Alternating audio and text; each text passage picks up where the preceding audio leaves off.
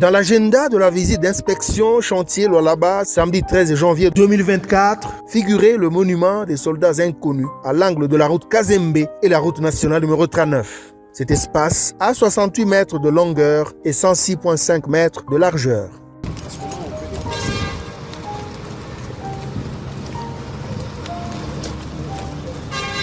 La gouverneure du Lualaba a mis en œuvre ce projet pour honorer la mémoire des militaires étrangers tombés sur le champ de bataille à la suite des guerres de 86 jours. Ils étaient venus en renfort aux forces armées de la RDC, ex-forces armées zaïroises, pour en découdre avec l'invasion des rebelles qui provenaient de l'Angola entre 1977 et 1978. Nous allons placer sur le plan. 233 caveaux y sont construits à titre symbolique. Les travaux ont presque touché à la fin.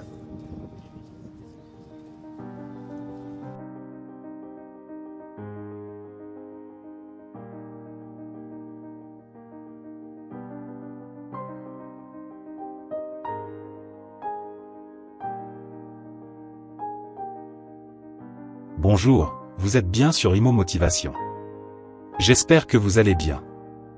Très heureux de vous retrouver pour ce nouveau rendez-vous.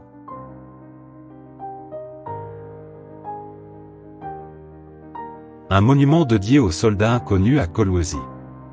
Comme nous l'avons compris, ce monument est élevé à la mémoire des soldats inconnus de deux guerres du Shaba.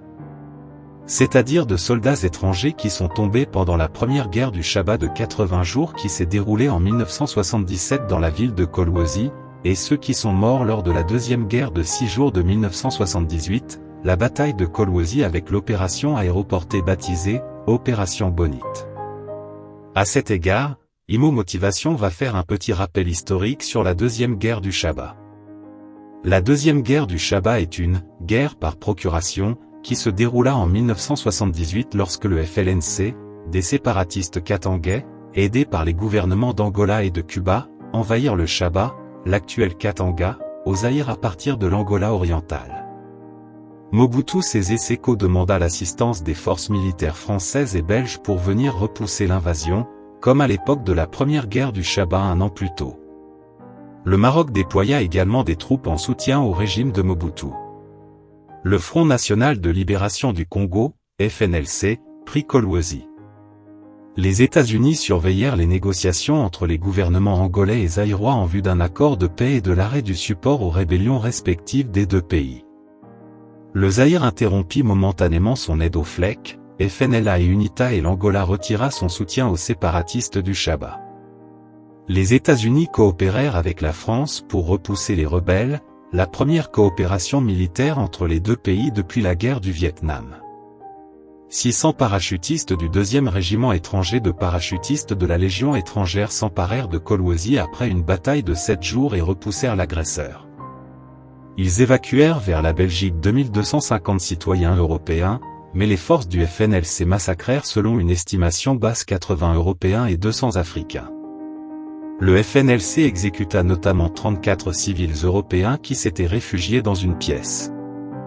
Le FNLC se retira en Zambie puis en Angola. L'armée zaïroise en profita pour évacuer les civils se trouvant le long de la frontière d'une centaine de kilomètres entre l'Angola et le Shaba, avec ordre de tirer à vue.